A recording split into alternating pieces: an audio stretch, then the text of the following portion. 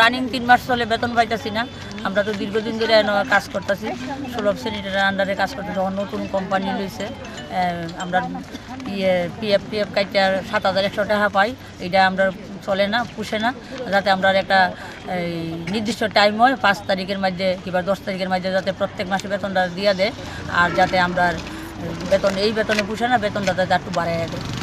এক্ষণে কত বেতন দেয়? আমরা তো 9,000 টাকা পাইতেছি। আর এমনি কত মাসের বেতন আটকে রয়েছে আপনাদের? হয়তো 2 মাসের বেতন আমরা 3 মাস রানিং চলে। 3 মাসের শেষ হওয়ার পরে যারা কোম্পানিকে জিজ্ঞাসা করছেন না তো? জিজ্ঞাসা করছি, মালিক কইতেছে বিল পাইছি না, বিল না পাইলে কইতে দিব। কোম্পানির জিজ্ঞাসা করছি, প্লাস এখানে আরমুজে জিবি তাইনে চালায় তাইনেরও জিজ্ঞাসা করছি। তাইনে কইতেছে এরকম তো কোনো কথা আসিল না, কাজ লগানোর সময় তো কইছেন প্রত্যেক মাসে দিবেন, ওখান কেটে দেন না।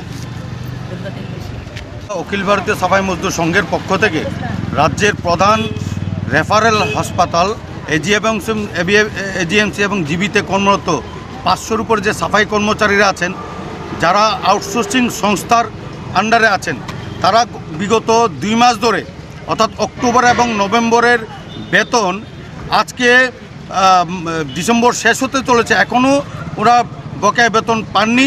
সেই বকেয়া বেতনের দাবিতে আমরা গতকালকে এমএসএর নিকট আমরা লিখিত কমপ্লেন জানিয়েছি সংগঠনের পক্ষ থেকে।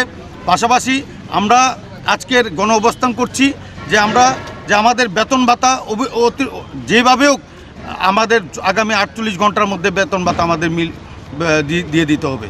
পাশাপাশি যে আউটসোর্সিং সংস্থা একটা ক্যান্সারের মতো একটা ব্যাধি, সেই ব্যাধি থেকে আমাদের মুক্ত করতে আমরা মাননীয় মুখ্যমন্ত্রীর কাছে আমরা আবেদন জানাচ্ছি।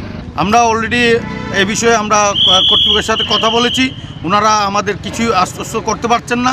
কোথাও বোঝা যাচ্ছে যে আগামী জানুয়ারি মাসে হয়তো বা 1 মাসের বেতন দিতে পারেন, কিন্তু এটা আমরা একদম মানব না। মান্থলি ওয়েজেস অ্যাক্ট 1936-এর সেকশন 21-এর সাবসেকশন 4 অনুযায়ী আমাদের প্রতি মাসে 10 তারিখের মধ্যে আমাদের বেতন ভাতা মিটিয়ে দিতে হবে। পাশাপাশি এই আউটসোর্সিং সংস্থা থেকে আমাদের মুক্ত করতে হবে। এরই দাবি জানিয়ে আমরা বহিরাজ্যের যে আউটসোর্সিং সংস্থাগুলি আছে, এর আগেও আমরা দেখেছি যে স্টেট ব্যাংকে কর্মরত যেভাবে সাফাই কর্মচারীরা ওদের লক্ষ লক্ষ কোটি কোটি টাকার একটা ঘোটালা হয়েছে, আগামী দিনে এই সংস্থা পালিয়ে যাবে না, তার গ্যারান্টি কী?